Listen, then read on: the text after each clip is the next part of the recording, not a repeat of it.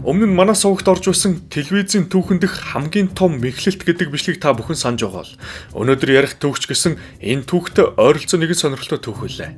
Одоо бидний ярих энэ түүх өрнөх 20 дугаар зууны дунд үед Америк нэгдсэн улсад оролцогчдод нь мөнгө хождог янз бүрийн телевизийн шоунууд олон янзаараа байсан билээ. Нэг юм амжилттай нэвтрүүлэг гараад л араараас нь борооны дараах мөөх шиг гарцгааж телевизийн эфирүүдийг утгаар нь эзэлцгээсэн байдаг. Хүмүүст өөршгөн л жирийн хүмүүс хэрхэн телевизийн нэвтрүүлэгт орж мөнгө хожиж байгааг харах таалагддаг байсанд эдгээр олон янзын нэвтрүүлгүүд богино хугацаанд алдар нэртэй болсон байна. Ийм л нэвтрүүлгүүдийн нэг нь өнөөдрийн бидний ярих Press Your Luck гэдэг нэвтрүүлэг бөгөөд анх 1983 онд цацагдж байсан ч өнөө хүртэл гарсаар байгаа нэвтрүүлэг юм. Энэ бүх хугацаанд 1000 гаруй дугаар хийгдсэн ч нэг л дугаар нь энэ нэвтрүүлгийг илүү алдар нэртэй болгосон түүхтэй. Тэр нэг л дугаараар хожим хэдэн 10 баримтат кино хийгдэж, нэг уран сайхны бүрэн хэмжээний кино хийгдсэн нь саяхан буюу 2024 онд гарсан кино байлаа. Тэгэхээр 1984 оны 5 дугаар сарын 19-ний өдөр Press Your Luck нэвтрүүлгийн ээлжид нэгэн дугаарын зураг авалт эхэлснээр энэ түүх эхлэх болно. Болсон явдлыг бүрэн ойлгохын тулд бид энэ нэвтрүүлгийн дүрмтэй танилцах хэрэгтэй болох ч энэ нь тийм ч хэцүү зүйл биш. Нэвтрүүлэгч 3 оролцогчдыг танилцуулснаар дугаар болгон эхэлдэг байна. Хамгийн ихний оролцогч Ed Long гэдэг нэртэй эрэгтэй байсан бөгөөд өмнөх дугаарын ялагч гэжээ. Нэвтрүүлгийн дүрмээр ялагч нь дараагийн дугаарт бас оролцох эрхтэй байдаг. Ахиж ороод ахаад ялвал бас л дараагийн дугаарт орж болдог. Ингээд 5 нэвтрүүлэгт дараалж ялтлаа оролцоод байж болдог байна. Тэр үед ялагчид дунджаар 5,000-аас 7,000 орчим доллар хождог байж.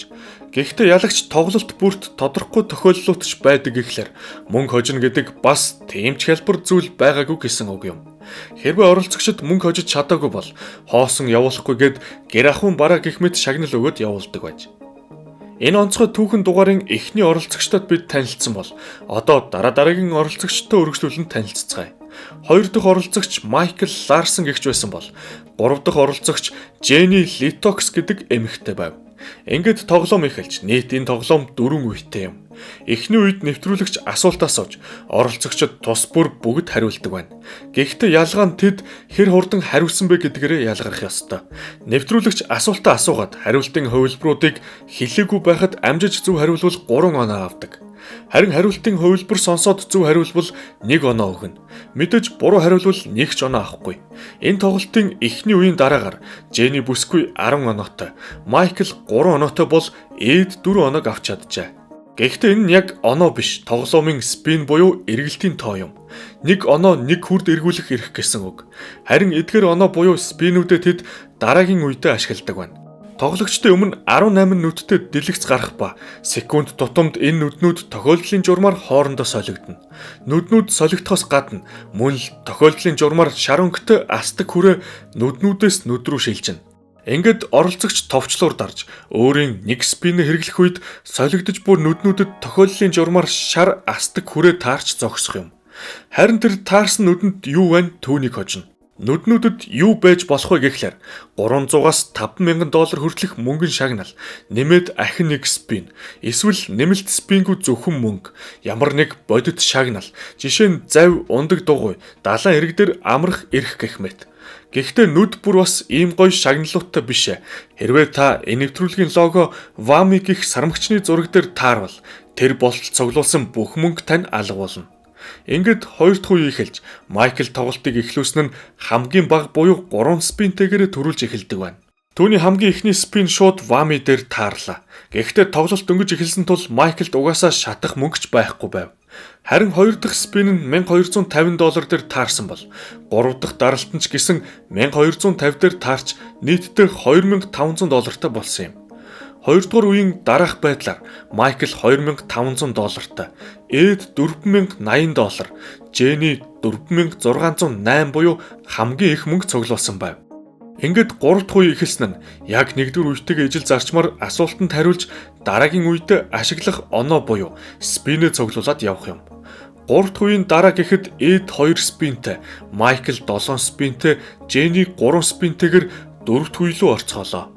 Энэ нэвтрүүлгийн 4 дахь үе дээр хамгийн хачигтай зүйлс болох болно.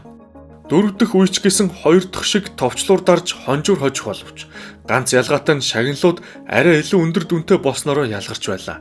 Тэд энэ удаач гэсэн өөрсдийн цуглуулсан спинүүдээр аль болох их мөнгө эсвэл үнцэнтэй зүйлс хожихын төлөө зарцуулах юм. 4 дахь үеийг өмнөх үеэс хамгийн бага мөнгөтэй нэгэнд эхлүүлнэ. Энэ удаад тэр нь Майкл байсан бөгөөд хамгийн бага мөнгөтэйч хамгийн их спин цуглуулж чадсан нь тэр байв. Гэхдээ нэг зүйл байгаа нь спиний тоо их байх төдийлөн хамаагүй. Хэдэн арвч байтсан эцсийн үр дүнд хоорондоо ойролцоо мөнгө л хождог гэв.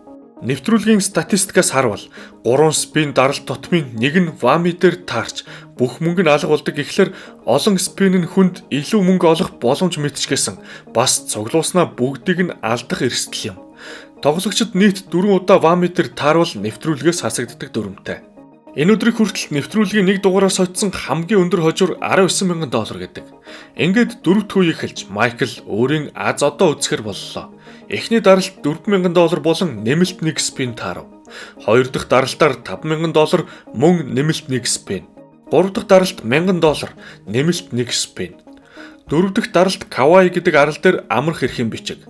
5 дахь даралт $4,000 нэмэлт ахин 1 спин. Энэ үедээ Майкл $18,100 хожчихсон. Ахин 6 спинтэйгээ байж байв. Тэр хүссэн үедээ зогсож болно. Заавал үлдсэн спинүүдэд дуусгах бас албагүй. Учир нь эдгээр 6 спинийх нь нэг нь л Вами таарахад хамаг хонжуур нь алга болно шүү дээ. Тоглогч одоо боллоо гэсэн үедээ тоглолтыг зогсоогоод өөрт үлдсэн спинүүдэд хамт тоглож буй хүмүүстэй өгч болдогч бичлэгийн гол дүр Майклд өөр төлөвлөгөө байлаа. Ингээд 6 дахь даралт $500 нэмэлт 1 спин таарав. 7 дахь нь $700 нэмэлт 1 спин. Энэ үед нэвтрүүлгийн бүх цаг үеийн рекорд эвдэгдсэн байв. 7 спин даралтаар нэгч Вами таараагүй. Мөн $19,000 буюу хамгийн өндөр хонжуур. Ихэнх хүмүүс энэ үед тоглолтыг зогсоох шийдвэр гаргах байсан ч Майкл тэр олонхын тоонд орох нэгэн биш байлаа. Одоо цаашдаа юу болсныг ярихаас өмнө ахин нэг зүйл та бүхэнд сануулхад нэвтрүүлгийн түүхэнд 6 дараалсан амжилттай спин даралт байсан. 7 гэдэг бол шинэ рекорд байсныг түрүүнд дурдсан шүү дээ.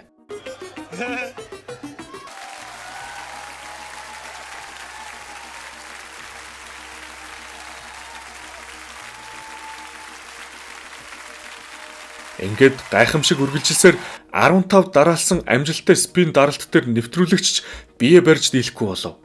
Гэвч Майклийн хувьд энэ нь зөвхөн бие халаалт байсан болж таарсан юм. Over $65,000. Do you know what that means? You're gonna press again? Oh! Stop at 5,000 and a spin. 4,000 and a spin. I don't believe it! $4,000!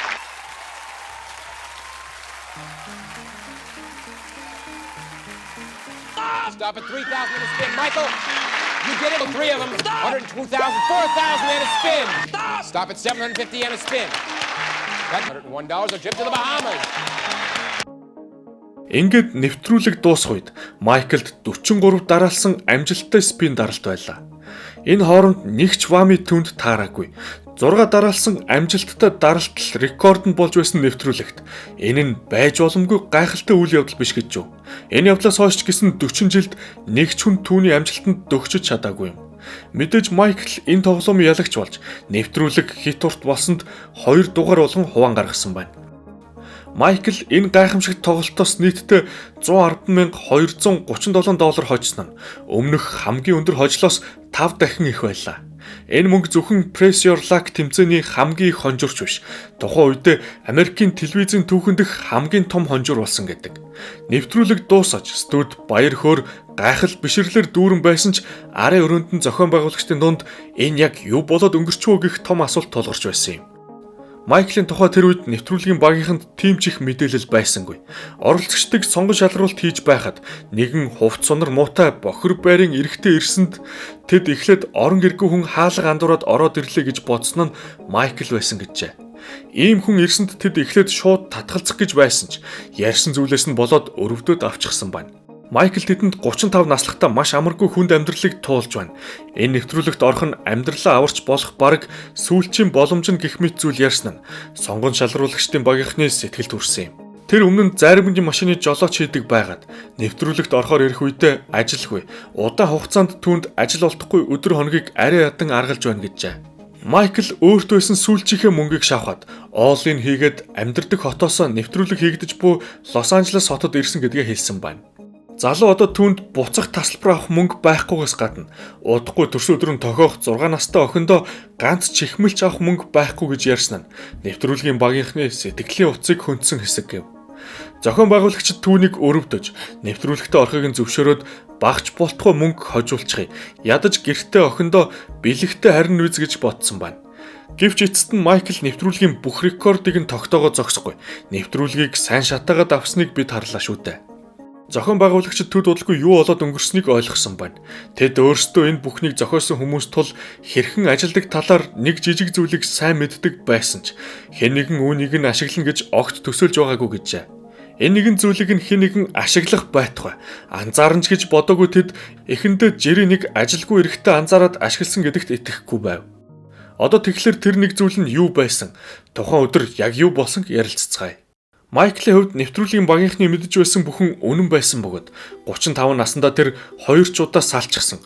2 эхнэрийн 2 хүүхэдтэй. Нэвтрүүлэгт орохдоо ажилгүй удчихсан. Зээл төлбөрүүдэд төлж чадахгүй гэрээсээ хөөгдөхтөрөө тулаад байж байсан гэдэг. Энэ л амаргүй үедээ тэр янз бүрийн телевизийн нэвтрүүлэг шоунуудыг сонирхож эхэлсэн ба 2-3 телевизтэй байсанд тэдгээрээ зэрэг ийм нэвтрүүлгүүд үздэг байж. Ингээд төд удалгүй дуртай нэвтрүүлэг нь Press Your Luck нэвтрүүлэг болсон байна.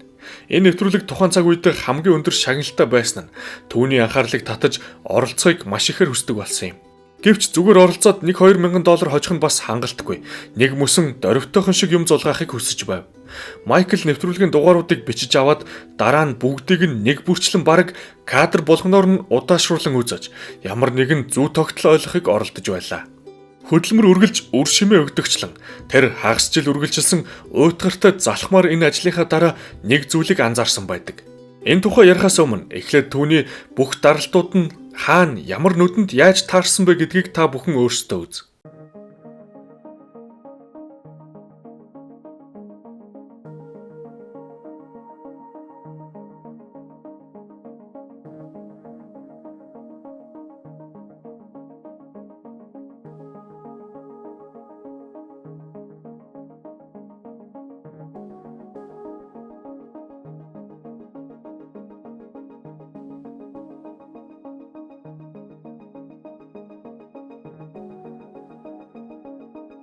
Ямар нэгэн зүй тогтол эсвэл сонирхолтой зүйл анзаарсан уу? Үгүй бол одоо тайлбарлая. Майкл нэвтрүүлгүүдийг удаан хугацаанд ёстой кадр бүрээр нь үзэж байх явцдаа тохиолдлын журмаар мэд солигдож байгаа гэрэлтэж буй шар хүрээ тиймч тохиолдлын чанартай солигдохгүй байгааг анзаарсан юм. Тодорхой дарааллууд байсны нэг нь жишээ нь 16 дугаар нүд эхэлж асаад 2, 9, 7, 8 гэсэн дарааллаар явна. Сая хэлдэг шиг ийм гэхдээ арай өөр дарааллуутай хувилбар нийтдээ ердөө л 5 байлаа. Тэгэхээр яг аль хувилбар эхэлж байгааг ойлгох юм бол түүний дарааллыг нь тэр мэдэж байгаа гэсэн үг юм. Майкл ямар хувилбар явж эхэлсэнг ойлгоод л дараа нь аль нүдэнд хүрээ асахыг мэдэж байсанд яг тохируулаад товчлуураа дарах үндсэн үүрэгтэй байв. Тэр жишээ нь дарааллыг нь мэдэж байгаа юм чин үргэлж 2 дахь нүдэнд тааруулаад дараад байж болно. Түүний арга үүгээр зөвхөн тайлбарлагдаж байгаа мэт санагдаж болох ч бүх зүйл бас тийм амар биш. Жишээ нь чи үргэлж 5 дугаар нүдэнд тааруулаад дараад байлаа гэхэд тэнд вамыг гарч ирэхгүй гэдгийг баттай мэдэх боломжгүй. Яг ямар нүдэнд хизээ вамыг гарахыг хэлэх боломжгүйч. Яг аль нүдэнд вамыг хизээч гарахгүй вэ гэдгийг тэр бас анзаарсан байв. Тэр энэ удаан хугацааны ажиглалтаараа 4 болон 8 дугаар нүднүүдэд хизээч вамыг гарч ирээгүй анзаарсан юм. Ингээд яаж яг хүссэн нүдэндээ хүрээг тааруулахыг болон аль нүдэнд хизээч вамыг таарахгүйг мэдсэн Майкл нэвтрүүлгийг дампууруулахар шийдсэн байна. 4 болон 8 дээр хизээч вамыг гарахгүй шагналууд л байна гэхээр тэдгээрт л тааруулаад байхад мөнгө авч хизээч хожигдохгүй гэсэн үг юм. Тэр үргэлж 4-р нүдэн дээр хүрээг тааруулахын тулд одоо ямар хувилбар эхэлж байгааг мэдээд дарааллыг нь тоолоод хүлээж байв. 4 таардаг хувилбарын дараалал 2-оор эхлээд 12, 1, 9, 4 гэсэн дарааллаар явах юм. Тэгэхээр 9-ийн дараа товчлуураа дараад шууд 4 дээр тааруулна л гэсэн үг. Майкл энэ аргаараа 4 болон 8 дээр л тааруулаад мөнгө хожоод вамыг таарахгүй яваад байсан гэсэн үг юм. Гэхдээ та бүхэн анзаарсан бол тэр 43 амжилттай даралтынхаа заримыг нь бас өөр нүднүүдэд тааруулж байсан шүү дээ. Энэ нь зүгээр л хүний хүчин зүйл, сандарсан эсвэл ядарсан, Цагаасаа эрт дарсан гих шалтгаануудтай байв. Майклийн байранд байгаад хамаг анхаарлаа хадгалаад төвлөрнө гэдэг бас амаргүй даалгавар гэдэг нь ойлгомжтой. Тэр өөрөө ч үүнийгээ ойлгож байсан бөгөөд сүүлчийн даралт дээр арай эрт дараад 17 дээр тааруулсан юм. 17-гийн дараа яг түүний хүсэж байсан 8 дугаар нүдэнд хүрээ асдаг байна. Харин 17 дугаар нүдэнд Вами байж болдогч энэ удаад түүнийг аз ивэж Багамын арлууд дээр амар хэрэг таарсан юм. Тэр хамгийн анх 2 дугаар үед л эхнийхээ даралтаар бас л эрт дарж 17 дугаар нүдэнд Вами дээр тааруулсан ч тэр үед нь ямар ч мөнгө хожиж амжаагүй байсан билээ. Харин сүүлчийн даралт дээр нь ч гэсэн тэнд Вами байж болох байсан бөгөөд тэгсэн бол Майкл ямар байдалд орох байсныг төсөөлөд нэг үздэй. Ингээд 43 дахь даралтаараа 17 дээр таарсныхаа дараа тэр тоглоомоо зогсоох шийдвэр гаргасан нь шуналтаж байж бүхнийг алдах бас боломжтойгоо ойлгосон биз. Үүгээр энэ түүхийн хамгийн сонирхолтой хэсгүүд нь дуусаж байна гэж та бүхэн бодож байна уу? Тэгвэл бичлэгийг дуустал нь үзээрэй гэж зөвлөе. Ингээд Майкл тоглоомын нууцыг мэдээд бүр амжилттай хэрэгжүүлсэнг нь зохион байгуулагчид төвөггүй ойлгосон юм. Үүнийг тэр байнга 4 юм уу 8 дээр тааруулаад байснаас нь гадна заримдаа тэр хугацаанаас өмнө баярлаад байгаагаар нь ойлгосон байна. Энээс гадна өөр нүдэнд таарчих үед хэдий Вами дээр биш байгаа ч Майкл хэрхэн богино хугацаанд зочирдож байгааг мөн анзаарч болно. Зохион байгуулагчид өөрсдөд нь дарааллын 5 хувилбар л байгааг мөн 4 болон 8 дээр хизэж Вами таардгүйг мэдэж байсан ч хэн нэгэн үүнийг нь анзаарна гэж огт санаа зүудэнд нь ч ороогүй байна. Одоо харин Майклд хонжирыг нь өгөхгүй байх уу гэдэг асуулт гарч ирсэн гэжээ. CBS сувгийнхан хуульчдтай хандаж Майклд хонжирыг нь өгөхгүй байх ямар ч хамаагүй хуулийн үндслэл олоодох гэж даалгавар өгсөн байна. Гэвч хуульчид нь яаж шийдсэн Майкл нэвтрүүлгийн нэгч дүрмийг зөрчөөгүй гэдэг дүгнэлтэнд хүрсэн юм. Хожим CBS сувгийн дарга энэ талаар яарсан нь Майкл ямар ч хууль дүрм зөрчөөгүй байсан. Тэр системийг хожиж хаактаж чадсан. Түүнд хонжирыг нь өгөхгүй байх ямар ч үндслэл байгаагүй гэжээ. Телевиз болон нэвтрүүлгийн удирдлагууд удаан зөвшөлдсөн эцэст Майклд мөнгийг нь төлөх шийдвэр гаргасан байна. Энэ явдлын дараа мэдээж хувилбарууд маш олон болон нэмэгдэж ямар нэгэн зүй тогтол анзаарч ийм маягаар мөнгө хожих арга үгүй болсон юм. Телевизийн эхлээд энэ дугаарыг цацах үгүй юу гэдэгтээ хүртэл маргалдаж байсан ч нэгэнт л мөнгийг нь төлөх болсонд цацгаар болсон байна. Ингээд 1984 оны 6 дугаар сарын 8 болон 11-нд дугаарууд тус бүр цацагдсан юм. Майкл өөрийн хоцсон $110,000 буюу инфляцийн тооцоод үзэхээр одоогийн бараг $350,000 гэдэг нь манайхаар 1 тэрбум орчим төгрөгөө авсан байна. Гэхдээ энэ түүхийн сонирхолтой хэсэг үүгээр дуусаагүй. Майкл хонжроосоо $20,000 орчим татварт төлөөд охиндоо хамгийн супер бэлэг аваад хамаг өөрширээ дараад цаанаа $80,000 орчим үлдсэн байна. Энэ мөнгөөрөө тэр хэдэн жил ажил хийлгүй хангалттай амьдрах, эсвэл бүр зөв зүйлд хөрөнгө оруулалт хийвэл өсгөөд бүх насаараа мөнгөнд санаа зовхгүй ч байх боломжтой байсан юм. Тэр үнэхээр хөрөнгө оруулсан ч та бидний төсөлж байгаа шиг зүйлд оруулаагүй. Майклийн амьдардаг хотын радио нэгэн уралдаан зарладаг байсан нь өглөө бүр хөтлөгч хамаа намаагүй тоонууд нэрлэн тэр тоотоо сэрийн дугаартай мөнгөнд тэмдэгддэг хүн байвал $30,000 хожин гэжээ.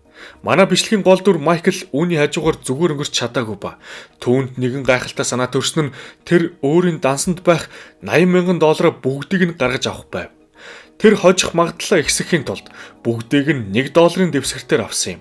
Ингээд тэр өдөр бүр 80,000 мөнгөн тэмдэгтийн сэрийн дугаарыг радионы зарласан дугаартай тулгадаг амаргүй ажилтай болжээ. Тэр өглөө бүр тулахын тулд мэдээж энэ мөнгнүүдээ гэртээ хадгалж байсан ба нэг зул сарын баяраар ахындаа зочлоод ирэхэд нь гэрт нь хулгай орж хамаг мөнгийг нь аваад явсан байв. Цагдаа нар хулгайчдыг олж чадаагүй тул Майкл эргээд ямар ч мөнгөгүй нэгэн болсон байдаг. Хожим тэр хамаг аргаа бараад санхүүгийн пирамид үүсгэж 10,000 орчим хүн заллаад 1990 онд Флорида руу зугтааж алга болсон бол 1999 онд хоолойны хорт тавдраар нас оржээ. Энэ түүхийн ачаар илүү алдартай болсон Press Your Luck нэвтрүүлэг одоо хэрэнд байдаг ба Майкл Ларсны түүхээр бүрэн хэмжээний кино хийсэн нь Most Luckiest Man in America буюу Америкийн хамгийн азтай хүн гэдэг кино юм. За үүгээр өнөөдрийн бичлэг ингээд төгсөж байна. Энэ түүх таалагдсан бол суугаа дагаж лайк дарахаа мартва. Удахгүй улам сонирхолтой түүхүүдээр уулздаг болно. Баяртай.